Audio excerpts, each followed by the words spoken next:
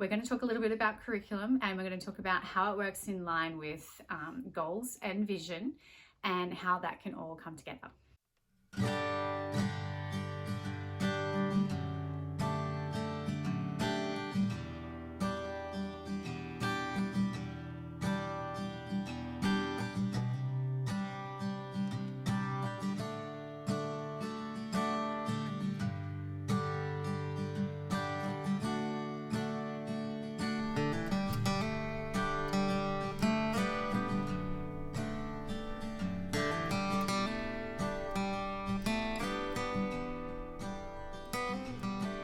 The next thing that we're going to be talking about is curriculum, and this is something that I'm super passionate about. I live and breathe curriculum. I'm completely obsessed, and for good reason, because I mean, a good curriculum can make all the difference to how much work you need to put in yourself to bring the magic.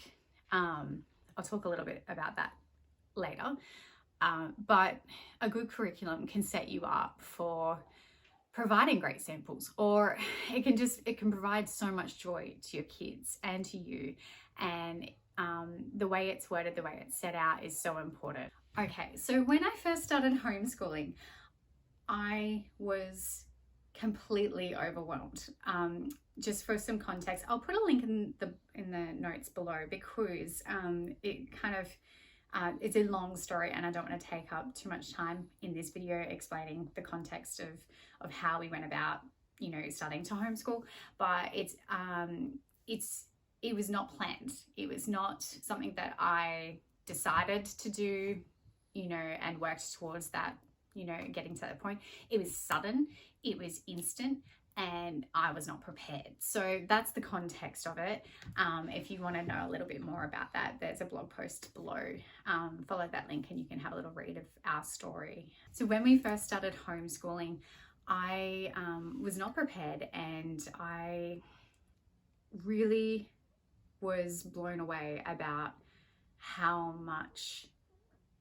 many choices there were. It was overwhelming. There was just so many competing curriculums that were different styles, and I didn't even know that, different styles of homeschooling existed. I was like, just thinking that it would just be like, okay, so you live in Australia, you should do this, this, and this. I had no idea. So I was really delighted when I found out there were so many choices, because that kind of made sense to me. And I just realized that there was a lot of research that I had to do in order to make those choices. That was the problem. I didn't have the time, because I had to, follow all the rules of applying to homeschool. We had the school that I had pulled my son out of harassing me daily, because we hadn't registered yet, and they couldn't take him off of the roll call. So he was made absent each day. So I would get a text saying, your child is not at school today. Please ring the office and provide answers as to why. It was horrible. It was an incredibly stressful time for all of us. So that's another story. But what I'm trying to say is that stress and curriculum don't mix. And choosing something out of stress in a stressed state or in a state of fear is not a great time to be choosing curriculum and making those choices and committing to something big like a year-long, curriculum all in one box type thing, which is exactly what I did. I went and bought that year-long all in a box. All the paperwork was provided, and I sent that off to my authorities in order to get my registration certificate for homeschooling. So that was really tricky. I thought, okay, cool, we'll just follow this, and then I'll figure out my style, and we can go from there the following year. But it was only a couple of weeks in, and I think it was only a week in, and I realized that I'd done a huge mistake with going with this curriculum. It was so not what, it was very sit down work. It was very, it was assuming that you knew about homeschooling and how to create lessons from just a couple of sentences. And it wasn't for a new homeschooler. So I'm not going to mention who that is or what it was, because the thing is, it could have been fantastic for someone else that knew about that method, that knew about that kind of style of homeschooling. And, you know, I think that had I not been so inexperienced, it might have worked out okay. But we're not big box curriculum families. We are definitely kind of little bits and pieces. I purchase a curriculum and I do not follow it. If they have, you know, those curriculums they have on Monday you do this and on Tuesday you do this, I do not. That piece of paper just goes away, because that's not how we roll. The curriculum works for us. We don't work for the curriculum. And I think that's probably something that a lot of people can get caught up in, that they feel like, you know, they have to follow this recipe that the curriculum's created, and then they become slaves to it, and then it becomes stressful, and then all of a sudden you're finding that you're becoming resentful of your kids not following the recipe instead of the other way around. That curriculum's not working for you if you're finding that that's what you have to do to create it. That's my opinion. I'm pretty passionate about when it comes to what we bring into our home and what we, you know, use and how we communicate with our kids. So that's just my view, and everyone else is entitled to absolutely go the way that they want to go. But I do believe that the curriculum should be working for you, and that if you feel like you have to do this, and this on a set day because that's what it says, and you feel stress around that, that's not a good feeling for anybody, and that stress will pass on to the kids as well.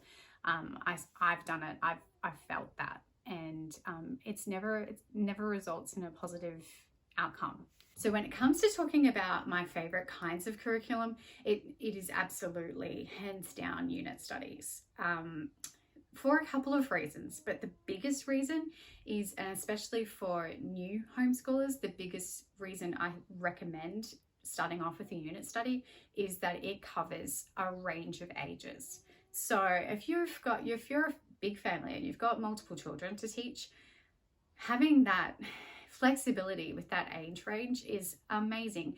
And usually the way unit studies work with that is they'll say this is from K to grade 5 or grade 7 or something like that, and it will cover information that is suitable up to that grade, but you can just do little snippets of it, and it will recommend extension activities for the older grades that they can go and do, but you can just focus on the younger grades. Or perhaps, you know, that particular topic in that unit study is not as interesting, so you just skim that and you just do the younger area, and then move on to the bit that's the most exciting to the kids. And then you can do that extension activity with the younger ones if they want to keep following that rabbit hole.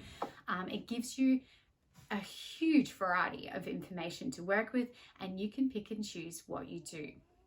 They usually include great experiments and activities, and it usually covers most subjects as well. Unit studies usually cover a lot of science. Most of the unit studies that I do with my kids are incorporate a lot of really fun experiments, which brings magic to the lessons, and they love that. So that works really, really well for us, and I highly recommend, if that's something that you're thinking that your kids might just like to start off with, just do a unit study and fill in the gaps where you feel that you need to, and that's a great starting point. So when it comes to curriculum, I need to be very honest here and say that if I recommend a curriculum, you need to know that I still tear that apart, and I still take bits and pieces, and I leave a whole bunch of stuff out. So it's really tricky. I don't love recommending curriculum to a lot of people because I'm afraid that they're going to see that as a whole and think that I do all of it, but I don't. I pull it apart, and I really am brutal when I'm looking through a curriculum. And I spend a fair bit of time just literally looking through it and going through it with a fine-tooth comb and working out what will we enjoy, what will bring joy to us, what is the most, what are the most suitable parts of this curriculum that fall in line with our vision and our goal, our goals, all of our goals. Does it hit all of them? Does it hit just some of them? What are we going to get from this curriculum by using it? So I love samples. So if a curriculum offers a sample, I will go through that so much. And I will ascertain whether that hits a lot of the areas. If they have a scope and sequence, you can look through that and kind of assess as well. Another great way is I've actually emailed people that don't have, businesses that don't have samples and asked if I can have a sample. And I have also, I'm an investigator, so I go and I look for flip throughs on YouTube, or I search hashtags on Instagram. I will do everything I can to find out as much about that curriculum. And it's surprising because that part of the investigation really doesn't take that long. The time consuming part of it is when you actually do decide to purchase that curriculum, you think it's going to be a good fit, is going through the entire curriculum and working out what you're going to keep and what you don't. Sometimes I will not have enough time to do it all at once. So I will work out, we kind of work in 10-week blocks. And so I will take maybe 8 weeks worth of work, and I'll go, okay, so I'm going to stop it here. I'm going to go through all of this, and I'll look at it. And if I've taken a lot out, then I'll go through further into that curriculum work and ascertain how much we're going to actually use. And I also don't go in order. So if it's an American curriculum, we're in Australia, we've got different seasons. So we've got to be careful. We don't want to be like focusing on, winter themed studies when we're in the dead of summer. Like, it doesn't make sense. And also I try to pull in as much Australian, if we're talking like nature type things, I try and bring in as much Australian things as I can, even if it's just a little unit study in to mix in with it. So it really is a recipe that you're building. And if you look at it, if you look at it that way, it makes it feel more personalized, and anything that's more personalized is going to be more successful for you and your kids, and it's going to bring a lot more joy. Okay, so the next thing is, how do you find curriculum? Like, how do you find unit studies? How do you find, I get asked this quite a bit actually on Instagram, because I have I post up lots of fun things that we're doing and the work that we've completed and all that sort of stuff, and people go, where did you find that? How do you find all this stuff? And I enjoy it. So I probably, spend my fun time looking for curriculum, and I find that in, relaxing. I'll sit there with a coffee and a 10-minute break in the morning. Kids are outside playing, and I'm just sitting there with the laptop in the sun and finding some fun things to add magic to our day. It doesn't take long when you do it a little bit all the time. And the great thing is, I think the key has been, particularly lately, is the organization of it. So I use Freely to hold all of that information. I used to scribble and write in books and keep notes, and then I print stuff off that I found and I put it in a folder, and I forget. I hate paper. I love paper, but I hate paper. I love the feel of paper. I like that feeling, and I really struggled with that at first. Like, I thought, having an online planner is going to just take away from that prettiness and that, but the thing is, I have found that I would always resent that paper because I would lose it, or I'd make it messy and it wouldn't look as pretty anymore, or I would literally not be able to read my own writing because I was rushing that much. And that is so frustrating. Or someone spills something, which is usually me. But yeah, Freely has helped so much with organising and creating the magical, sprinkles on top of the curriculum that we're using. And I will find those elements, those magical elements, they're usually short little cool experiments that are relevant to what we're learning, like marine biology, finding the ocean layers, ocean in a bottle type stuff, or gemstones. We were covering the earth layers, and Isaac wanted to know about gemstones because he's really interested in rocks. He loves rocks. I bought a gemstone kit from National Geographic. I had pre-planned that, and I just found that product, saved the link in Freely, and when we're getting closer to that time, I purchased it. So we don't have to purchase all this stuff at the beginning of the year and I'm out of pocket, a huge amount of money right off the bat. We keep a small budget. We're on one income, and things are tight. Like we don't have a lot of money, and we've got to make it count. And I hate wasting money on things that we don't use, or things that are just like busy work, or printables and things that just kind of you do once and then you end up throwing away because you can't keep all the clutter. I hate that. So what we do spend our money on are physical things that we will keep, that we value and we cherish and will keep forever. That's the sort of stuff that we spend our money on. Or experiences. They're equally important. Getting outside and experiencing that topic or that, that subject further. And I mean, real life experience trumps all of that. Back to how I actually find these things. Pinterest is wonderful. So I don't recommend going to Pinterest straight off the bat to find curriculum. Once you've figured out the curriculum that you're going to go, or the topic or the theme or the goal that you're going to try and, work on, that's when you put those keywords into Pinterest, and you'll be surprised how many amazing educators have beautiful blogs with inspirational lessons that they've created, of unit studies that they've added magic to. And I get a lot of information from them, I get inspiration from them, and I find lots of amazing people. And then I go and find them on Instagram, because I don't spend my time in Pinterest. I just find that as a search field to actually find and connect with those people. Bundles are a really good value. They're usually a mixture of a whole heap of creators that have contributed portions of curriculum, unit studies, printables, whatever it is. And it's usually under a theme. So I've purchased a couple of bundles in the last couple of years. One was a nature bundle. There was also a season bundle that I've purchased. There was a Secular Homeschool, I think it is. It's a magazine. Secular Homeschool released a bundle, which was probably the best one I've ever purchased. I think it was about $25 American.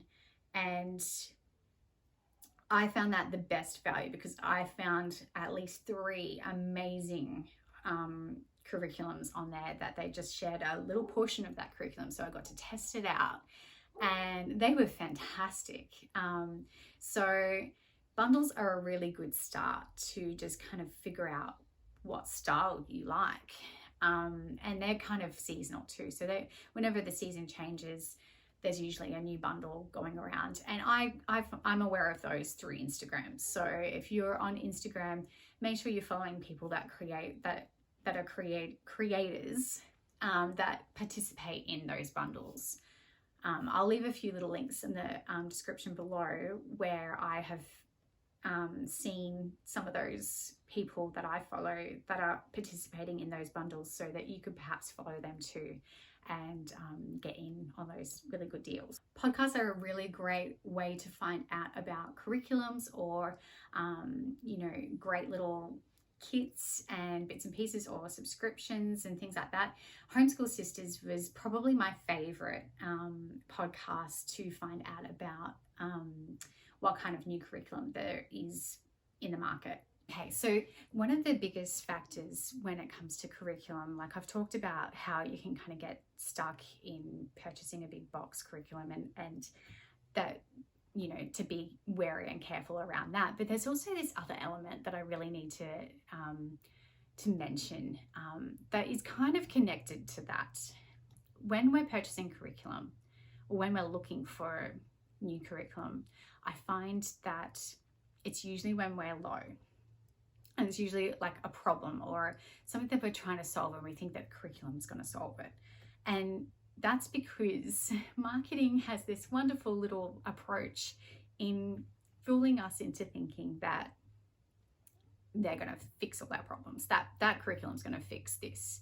I have this problem, I need a curriculum, it's going to fix it. You know, we get caught up in that marketing because it's become so sneaky.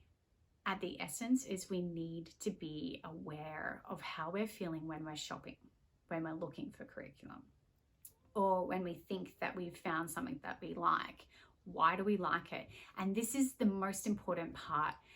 That's where, and that's why I created, you know, my vision and my goals with my kids, because if anything that I'm considering purchasing, if it doesn't fit in line with those goals and that vision, I'm probably just being caught by marketing. I'm probably being played, and it's, you know, it's a really tricky one. And I just think it's really important to mention it, because I think that it took me a little longer to realize that, you know, you get caught down that rabbit hole of like, oh, I didn't know about that. Oh, that sounds really good. And you start investigating it and it sounds amazing. And they've done such an amazing job with adding that emotion into it. And purchasing curriculum and homeschooling, it's all emotional. It's about our kids. So, you know, if they say it's the best, we want the best for our kids, right? But is it the best for your kids? Is it the best for my kids? They're all different. How could they say that it's the best for everyone? That's not going to fly. But we can get caught up in that, and that's really tricky. So I love Instagram, where people are going, I love this because this works for me, because we do this, this, and this. And I can go, oh, that's fantastic. I love that for you. That's not for me.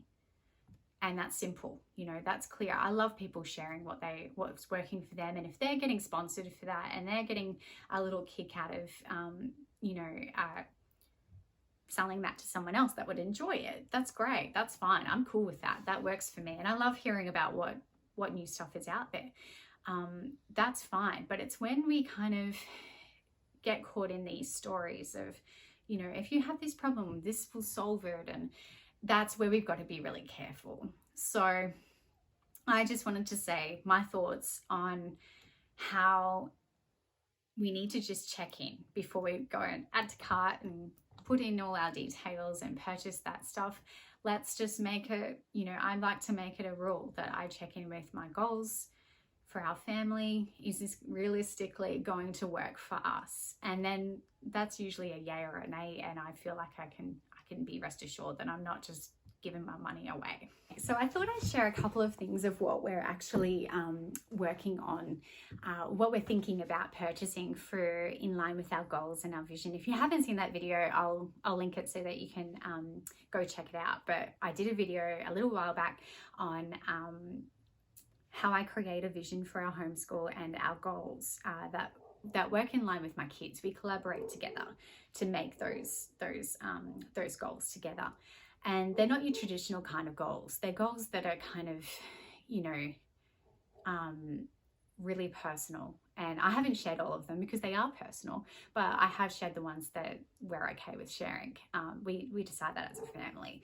So I certainly respect my kids' privacy. And I also think that not all things need to be shared without, we don't need to give everything away of our privacy in order to share information. I love sharing what works for us, and that's really important to me because it's part of who I am. And this platform works really well for me because I can share what is working for us, but not the whole thing. So if it feels like I'm not giving all the information, that's actually absolutely true. I'm not giving all of the goals that we have created, because some of those goals are really personal, and I'm not going to do that. That's not my information to share. So, but what we are sharing is relevant to help you. So I'm okay with that. So some of the things that we are going to be going through again is Make Science Fun. So this is a fantastic book. Obviously, you can see I generally put post-it notes on everything. That's just kind of how I love the physical, you know, if I have a physical product, that's what I have to do in order to be able to use it. I do prefer PDF because I can really control what I'm keeping and what I'm not. And I use Freely for that as well. It's fantastic because I can actually go through the PDF and make a lesson straight from a particular page. So I'm keeping that page and it's connected to that lesson and it's created in the system. So that is a much better solution for me personally. But books are fantastic too. We, you know, especially when there's pictures, like we love that as well. So it just depends on when and where I got these. So I purchased this book before I even had Freely. This was early on when we started homeschooling. So that's how long and how many times I've used it. I generally come back to it each year and we do things differently. And there's little extension parts in this book as well. And since having this book, I have also found out that he now does online Zoom classes, I believe. So they're live, I believe. So I might link that in the description as well, because that is something that I'm considering doing with my kids as well. The other book that I have purchased, I've had this for about a year and we have gone through it and it is super fascinating. This was a book that was suggested in the book list from, I think it was A Year of Tales. We are still kind of doing bits and pieces of A Year of Tales. I chopped that one up a lot as well. It is fantastic curriculum, but it's one of those curriculums that says on Monday you need to do this, on Tuesday you need to do this, and I don't roll like that. So I have chopped it up into pieces and we're doing what works for us. But this was one of the books, I'm pretty sure, that was on the book list, and I'm so glad that I got it because it is amazing. It covers so many different places and the families and what they purchase in a week for their groceries. And so there are so many lessons. I got completely overwhelmed when I got this book because I had so many lessons in my head of how I could go about creating a really great unit study with this. So this is super inspiring stuff, and it is not only geography, it is maths, it is, you know, money, how much things cost. It breaks down how much their weekly grocery spend is, and I just think that's fantastic. There's some beautiful pictures as well of what the kitchen looks like, what cooking appliances they have, if they have any, and what the home looks like. I think that's just phenomenal. And then it shows the mapping. So yeah, heaps of stuff. So highly recommend that one just to have on the bookshelf. These are the kind of books that I will have forever, and they will be passed over to my children and they will have those books forever. These are the kind of books that I like to keep. Much more important to me to have particular books that I can keep forever than books that are just, I use the library for all the other books. If I don't feel like I could keep it forever, I don't buy it. I don't buy a physical copy. Another beautiful book that I will be planning on keeping forever is The Lost Book of Adventure. So this book is stunning, and again, I like to purchase books that have multiple uses. I can grab them out and they fit in particular areas of curriculum that I've been working on, or, you know, it's just a yearly thing that I can bring out and we just use a section of it at a time. The artwork is phenomenal. So we've done art studies on this. We have done geography with this. We have looked at survival approaches as well in the wild. It is phenomenal.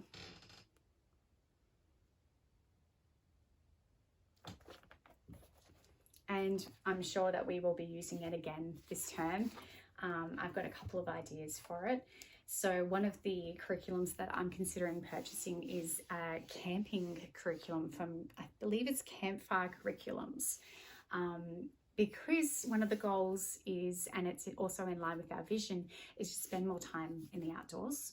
And I think that, you know, that is going to help us fall in line with that vision. And also with our goal, we want to increase our outdoor activity, but also we want to create that resilience for our children. So the perfect way to do that is to, you know, teach them how to put up a tent, light a campfire, going right back to basics. The other goal that we had, that Isaac and Riley both wanted to create, was how to better, because part of the work that we've done this year, it has been around money. Isaac did a project for money, and he really wants to learn how to save money and all the ins and outs of working with savings. And he's really interested in interest rates and all of those things that I just completely blow me away. He came up with that completely out of the blue.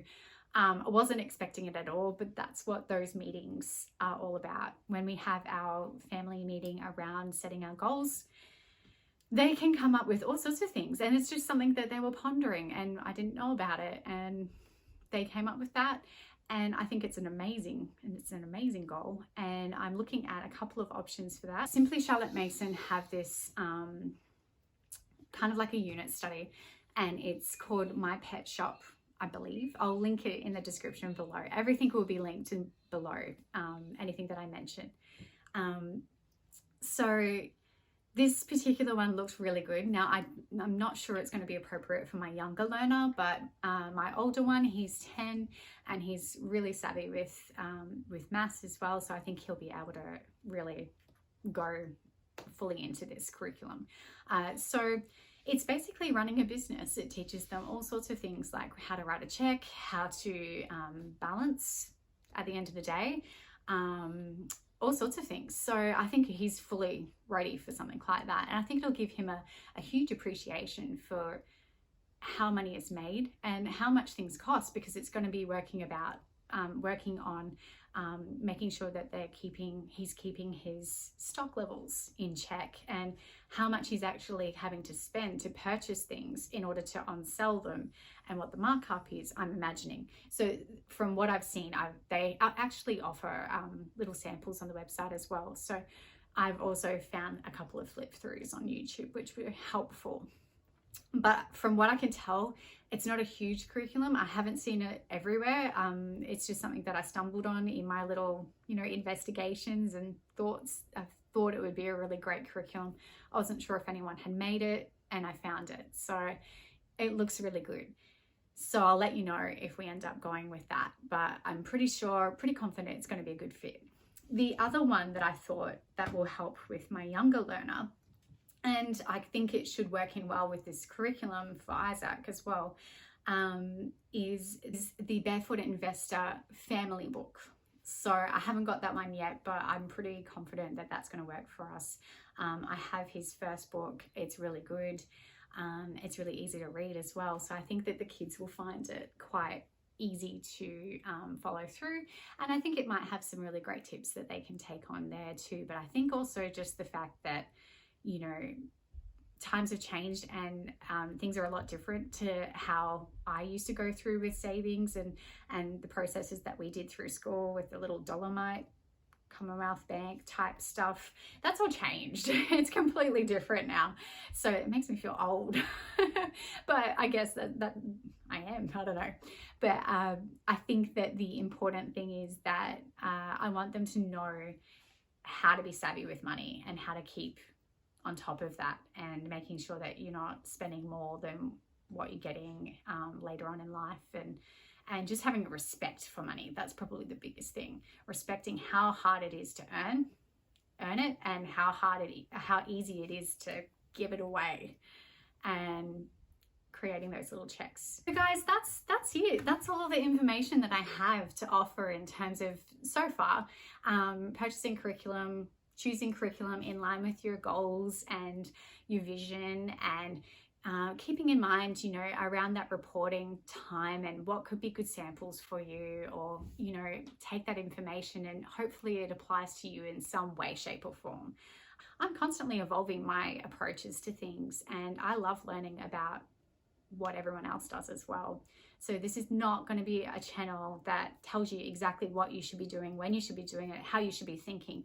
This is me simply sharing what I feel and think and do in my homeschool, but that is constantly evolving, and I'm certainly not an expert, and I don't want anyone to think that I am.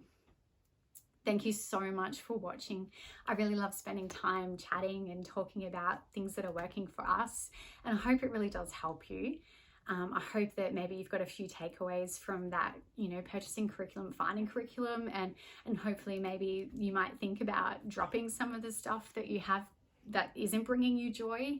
Join me for the next video where I talk a little bit more about adding that magic to homeschooling, how I kind of work it so that it's just little bits all the time, rather than just, you know, that big unboxing of new curriculum fresh at the beginning of the week, and by the end of the term or even end of the year, it's all fizzled out and there's no enthusiasm left. So join me in the next video, because I'd love to tell you about how I really truly enjoy adding magic to our homeschool. Thanks for watching, guys.